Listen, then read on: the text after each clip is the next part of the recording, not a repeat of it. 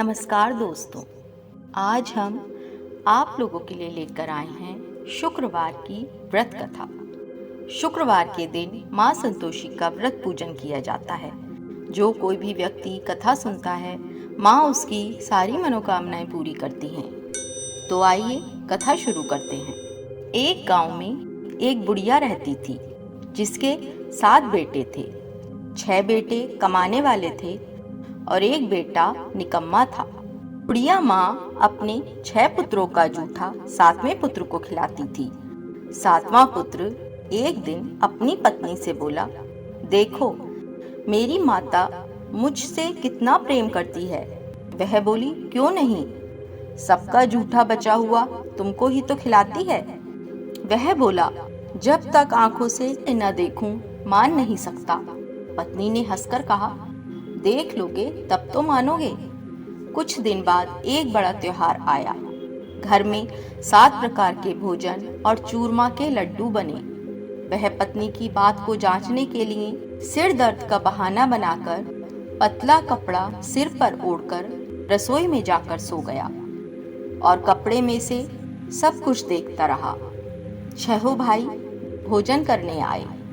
उसने देखा माँ ने उनके लिए सुंदर सुंदर आसन बिछाए, 7 प्रकार की रसोई परोसी और आग्रह कर करके उन्हें भोजन कराती रही। वह देखता रहा। 6 भाई भोजन कर उठ गए। तब माँ ने उनकी 5 थालियों में से लड्डुओं के टुकड़ों को उठाया और एक लड्डू बनाया।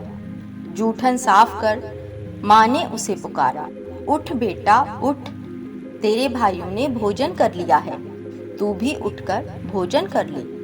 उसने कहा, माँ मुझे भोजन नहीं करना, मैं परदेश जा रहा हूँ। माता ने कहा, कल जाना हो तो आज ही चला जा। वह बोला, हाँ हाँ जा रहा हूँ। ये कहकर वह घर से निकल गया।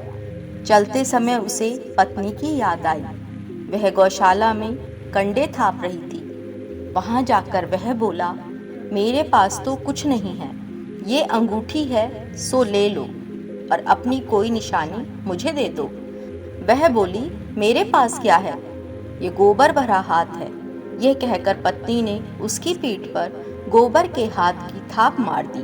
वह चल दिया। चलते चलते दूर देश में पहुंचा। वहां एक साहूकार की दुकान थी। वहां जाकर बोला, सेठ जी मुझे नौकरी पर रख लो। साहूकार को नौकरी की तो सख्त जरूरत थी। साहूकार ने कहा, काम देखकर तनख्वाह मिलेगी। उसने कहा, सेठ जी जैसा आप ठीक समझे। उसे साहूकार के यहाँ नौकरी मिल गई। वह वहाँ दिन रात काम करने लगा।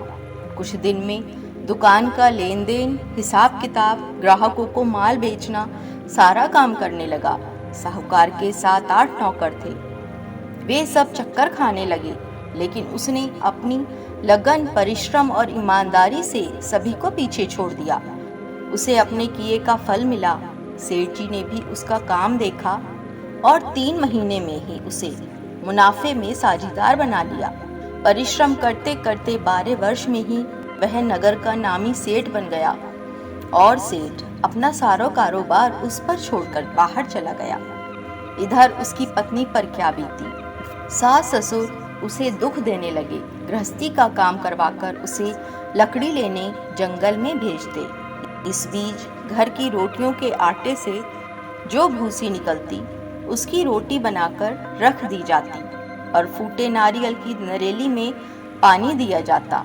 इस तरह दिन बीतते रहे। एक दिन वह जब जंगल में लकड़ी लेने जा रही थी, तब उसे रास्ते में बहुत सी स्त्रियां संतोषी माता का व्रत करती दिखाई दी। ये वहां खड़ी होकर पूछने लगी, बहनों ये तुम किस देवता का व्रत करती हो?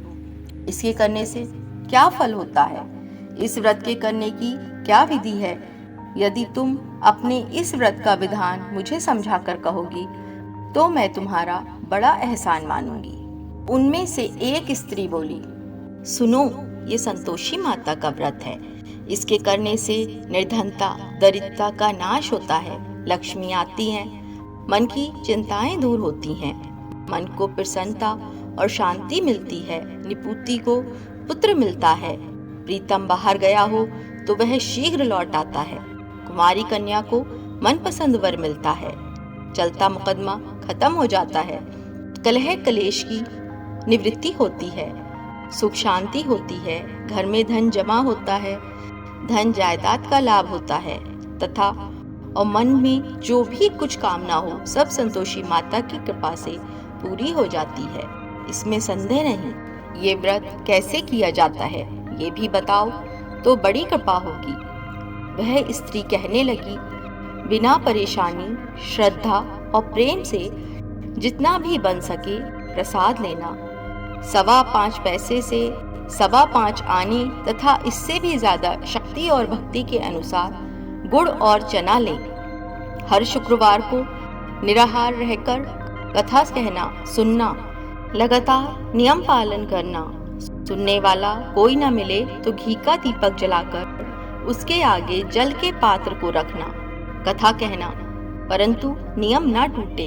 जब तक कार्य सिद्ध ना हो नियम का पालन करना और कार्य सिद्ध हो जाने पर व्रत का उद्यापन करना।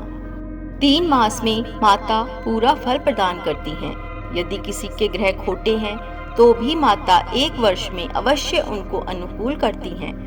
कार्य सिद्ध होने पर भी उद्यापन करना चाहिए, बीच में नहीं।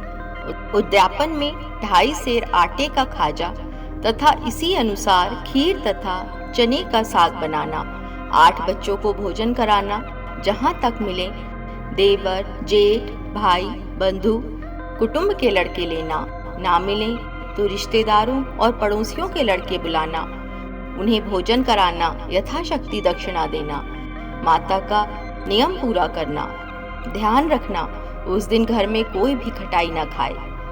ये सुन वह वहां से चल दी। रास्ते में लकड़ी के बोझ को बेच दिया और उन पैसों से गुड़ चना ले माता के व्रत की तैयारी कर आगे चली। रास्ते में संतोषी माता के मंदिर में जा माता के चरणों में लौटने लगी, विनती करने लगी, माँ मैं दीन हूँ, निपट हूँ, मूर्ख हूँ, व्रत के नियम कुछ नहीं जानती, मैं बहुत दुखी हूँ। हे माता मेरा दुख दूर कर, मैं तेरी शरण में हूँ। माता को दया आ गई। एक शुक्रवार बीता कि दूसरे शुक्रवार को ही उसके पति का पत्र आया और तीसरे शुक्रवार को उसका भेजा हुआ पैसा आ पहुंचा। ये देखकर जेठानी मुंह सिकोड़ने लगी। इतने दिनों बाद इतना पैसा आया, इसमें क्या बड़ाई है। लड़के ताने देने लगे। काकी के पास अब पत्र आने लगे, रुपया आने लगा। अब तो काकी की खातिर बढ़ेगी, अब तो काकी बुलाने से भी नहीं बोलेगी। बेचारी सरलता से कहती, भैया पत्र आए, रुपया आए तो हम सबके लिए अच्छा है। ऐसा कहकर आंखों में आंसू भरकर संतोषी माता के मंदिर में जाकर मातेश्वरी के चरणों में गिरकर रोने लगी। माँ मैंने तुमसे पैसा नहीं मांगा, मुझे पैसे से क्या काम, मुझे तो अपने सुहाग से काम है। मैं तो अपने स्वामी के दर्शन और सेवा मांगती हूँ। तब माता ने प्रसन्न होकर कहा, जा बेटी तेरा स्वामी जल्दी ही आएगा। ये सुन खुशी से बावली हो वह घर आकर काम करने लगी। संतोषी माँ विचार करने लगी, इस भोली पुत्री से मैंने कह तो दिया कि तेरा पति शीघ्र आएगा, पर आएगा कहाँ से। वह तो इसे स्वप्न में भी याद नहीं करता, उसे इसकी याद दिलाने तो मुझे ही जाना पड़ेगा। संतोषी माता ने उस बुढ़िया के बेटे को स्वप्न में समझाया, पुत्र तेरी घरवाली कष्ट उठा रही है। वह बोला, हाँ माता ये तो मुझे भी मालूम है, परंतु क्या करूं, वहां कैसे जाऊं। परदेश की बात है, लेन देन का सारा हिसाब किताब है, कोई जाने का रास्ता नजर नहीं आता। आप भी कोई राह दिखाएं कि वहां कैसे जाऊं। माँ कहने लगी, सवेरे नहा धोकर संतोषी माता का नाम ले, घी का दीपक जला दंडवत कर दुकान पर जाकर बैठना। देखते देखते तेरा लेन देन चुक जाएगा, जमा माल बिक जाएगा, सांझ होते होते धन का ढेर लग जाएगा। वह अगले दिन सुबह बहुत जल्दी उठा। उसने अपने मित्र बंधुओं परिचितों से स्वप्न में माता द्वारा कही गई बात कह सुनाई। ये सब उसकी बात सुनकर उसकी खिल्ली उड़ाने लगे। वे कहने लगे कि कहीं कभी सपने की बात भी सच्ची होती है। एक बूढ़ा व्यक्ति बहुत समझदार था। वह बोला, देखो भाई, मेरी बात मानो। इस तरह सच या झूठ कहने के बदले देवता ने जैसा कहा है वैसा ही करना। तेरा क्या जाता है? बूढ़े की बात मानकर नहा धोकर उसने संतोषी माता को प्रणाम किया। फिर घी का दीपक जलाकर दुकान पर जा बैठा। शाम तक धन का ढेर लग गया। वह हैरान हुआ। मन में संतोषी माता का नाम ले प्रसन्न हो घर जाने के वास्ते गहना, कपड़ा व सामान खरीदने लगा। सब काम से निपट अपने घर को रवाना हुआ। उधर उसकी पत्नी जंगल में लकड़ी लेने गई। लौटते वक्त थक जाने के कारण संतोषी माता के मंदिर पर विश्राम करने बैठ गई। ये तो उसका रोज रुकने का स्थान था। धूल उड़ती देख उसने माता से पूछा, हे माता, ये धूल कैसी उड़ रही है? माँ ने कहा, हे पुत्री, तेरा पति आ रहा है। अब तू ऐसा कर, लकड़ियों के 3 बोझ बना। एक नदी के किनारे रख, दूसरा मेरे मंदिर पर रख और तीसरा अपने सिर पर रख। तेरे पति को लकड़ी का गट्ठा देखकर मोह पैदा होगा। ये वहां रुकेगा, नाश्ता पानी बना खाकर माँ से मिलने जाएगा। तू लकड़ी का बोझ उठाकर जाना और बीच चौक में गट्ठर डालकर 3 आवाजें जोर से लगाना।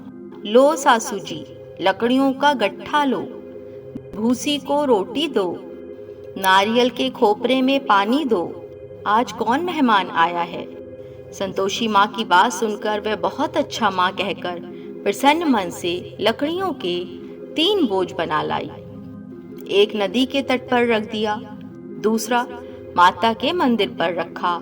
इतने में ही मुसाफिर वहां आ पहुंचा। सूखी लकड़ी देख उसको इच्छा हुई कि अब यहीं विश्राम कर ले और भोजन बनाकर खा पी कर गाँव चले।